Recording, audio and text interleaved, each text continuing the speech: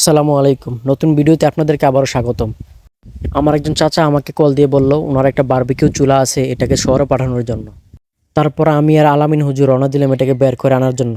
এই বারবিকিউ চুলাটা বেশি দিন হয় নাই, কোরবানি ঈদের কয়েকদিন আগে অনলাইন থেকে অর্ডার করে আনা হয়েছিল। তো আমি আর আলামিন হুজুর মিলে ওইটাকে পাকের ঘর থেকে বের করে বাইরে নিয়ে যাচ্ছি। এটা মূলত ছাদের উপরে বারবিকিউ করে খাওয়ার জন্য আনা হয়েছে। এই চুলাটা ছাদে রান্না করার জন্য বেস্ট একটা চুলা। তারপর আলামিন হুজুর বলল শহরে যেহেতু এগুলো যাবে, সাথে কিছু সবজিও পাঠানো যাবে।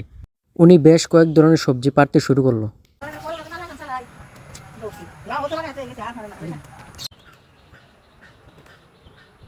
তারপরে এইগুলোকে ভালো করে প্যাকিং করে রওনা দিলে মেইন রুটের উদ্দেশ্যে, যে ওইখান থেকে আমরা এটা থেকে সিএনজিতে উঠিয়ে দিব। মেইন রুটে আসার পর কোনো খালি সিএনজি পাচ্ছি না, সবগুলোই ফুল হয়ে আসছে। আল্লাহর অশেষ রহমতে অবশেষে একটা সিএনজি পেয়েছি। যদিও তিনি প্রথমে নিতে রাজি হন নাই, তারপর ডাবল ভাড়া দিতে বলাতে সে রাজি হয়েছে। তারপর ভালো করে বেঁধে দিয়ে সিএনজিটাকে বিদায় করে দিলাম। শহরে পৌঁছানোর পর কল দিলে ওখান থেকে রিসিভ করে নিবে। বাড়িতে আসার পর ছোট ভাইটা বলল খেজুর খেতে যাবে। আসার পর দেখি সবগুলো খেজুর কে যেন পেরে নিয়ে গেছে। নেওয়ার পরও কিছু খেজুর অবশিষ্ট রয়ে গেছে, তারপরে এগুলো আমরা খাওয়া শুরু করলাম। যাই হোক, সারাদিন অনেক পরিশ্রম করেছি, এখন গোসল করে খাবার দাবার খেতে হবে। তো সবাই ভালো থাকুন, সুস্থ থাকুন, আবারও দেখা হবে নতুন কোনো ভিডিওতে। আসসালামু আলাইকুম।